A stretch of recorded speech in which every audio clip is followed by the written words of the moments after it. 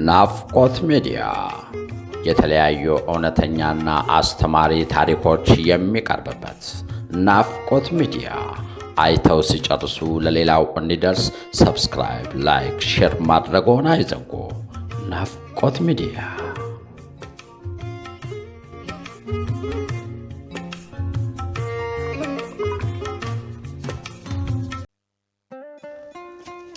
እምነት የሌለው ትዳር እውነተኛ ታሪክ ከባለ ታሪኳ ጸሐፊ ወንደሰን ፍቅሬ፣ ተራኪ ቤተልሔም ሰለሞን።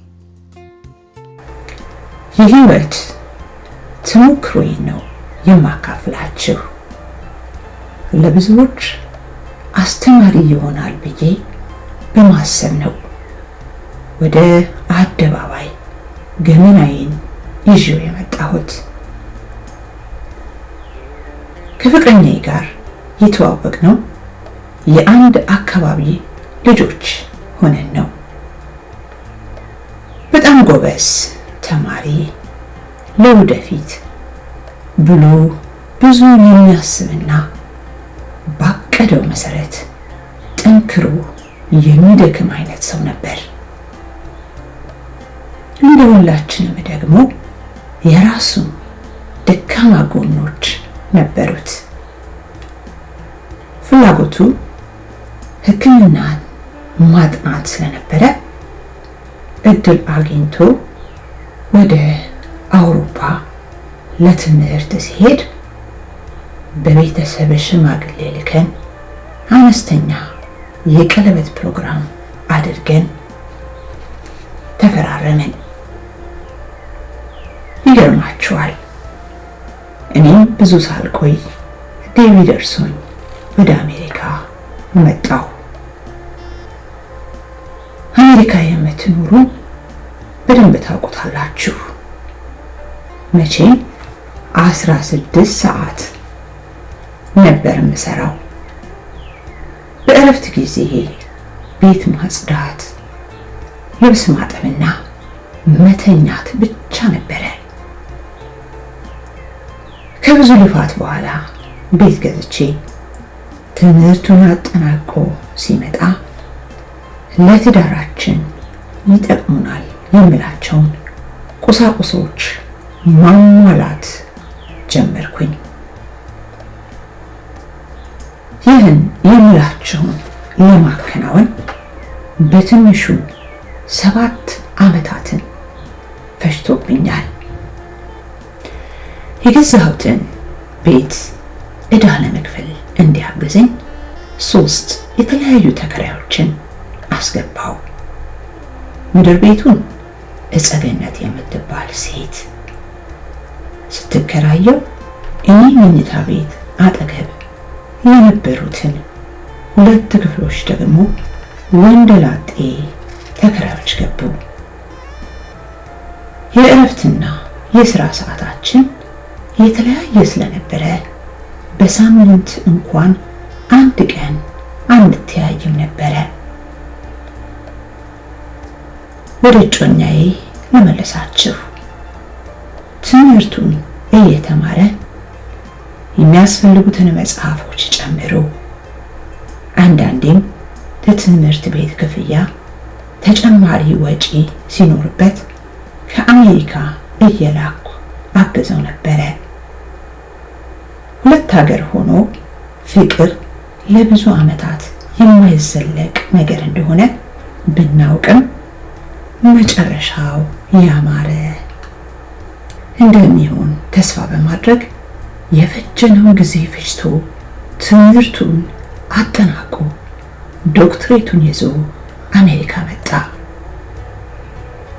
ከመምጣቱ በፊት የነበሩት ተከራዮች ባለቤትሽ ሊመጣ ስለሆነ ቤቱን እንልቀቅ ብለው ሲለቁም ምድር ቤት የነበረችው ተከራይ እንዳትለቅ ጠየቅኳት።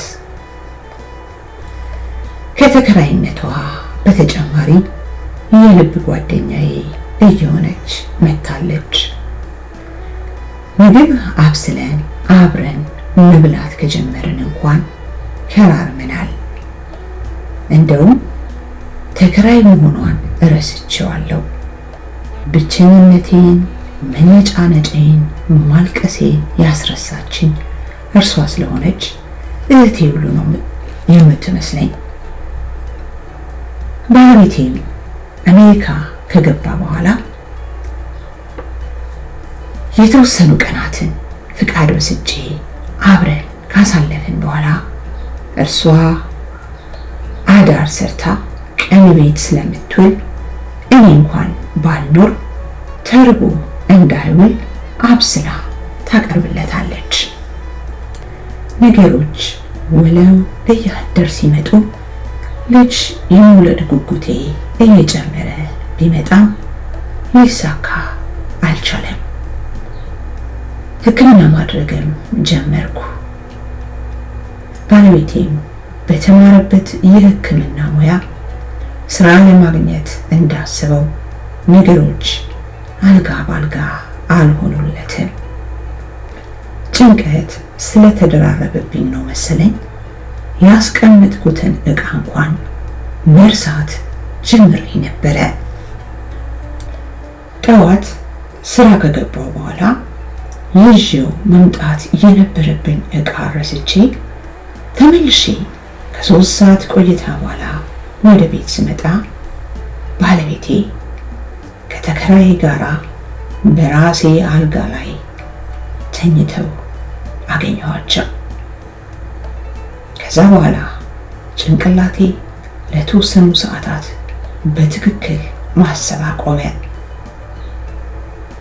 የዛን ቀን ሁለቱም እቤቱን ለቀው ወጡ።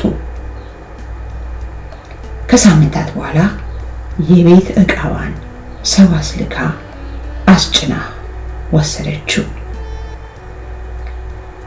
ባለቤቴ አሜሪካ ባልነበረበት ጊዜ የፕሮቴስታንት እምነት ተከታይ ስለሆንኩኝ ፓስተሩ በጸሎት ያስበኝ ስለነበረ የደረሰብኝን ነገር ሁሉ ነገርኩትና ለምእመኑ በጸሎት እንዲያስቡኝ ከደረሰብኝ መከራ አንጻር እንዲህ በቀላሉ የምጽናና አይነት ሰው መሆን እንዳልቻልኩ ብነግረው ይህማ አይሆንም፣ የእምነታችንን ስም ያጎድፋል ብሎ አገለለኝ።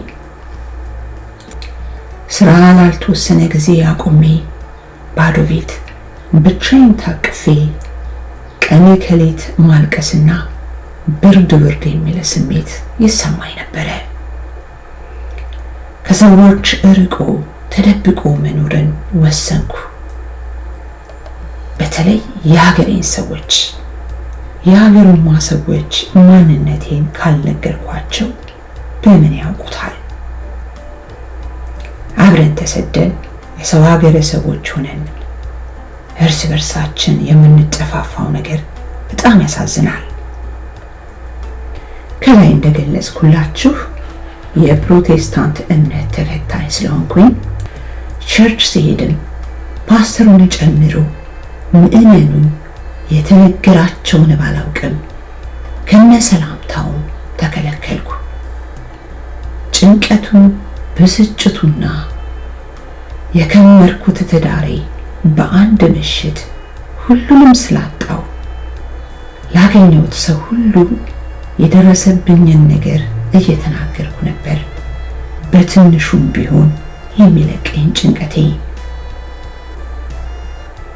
ሁለታችንንም ከልጅነት ጀምሮ የሚያውቀን የሰፈራችን ልጅ የደረሰብኝን ችግር በሰው ሰምቶት ስለነበረ እየደወለ ያጽናናኛል። በእረፍት ቀናችን እየተገናኘን ሻይ ቡና ማለትም ጀምረን የኋላ ኋላ ግን መግባባታችን እየጨመረ መጣና ሕይወቴን ሙሉ ስመኘው የነበረውን ወልዶ የመሳም ህልሜ ተሳካ። እርሱ ኑሮ ቨርጂኒያ ሲሆን የኔ ቤትና ኑሮዬ ደግሞ ቦልቲሞር ሜሪላንድ ስለነበረ በሳምንት 2 እና 3 እየተመላለሰ እኔንና ልጄን ለማየት ብዙ ተጉላላ።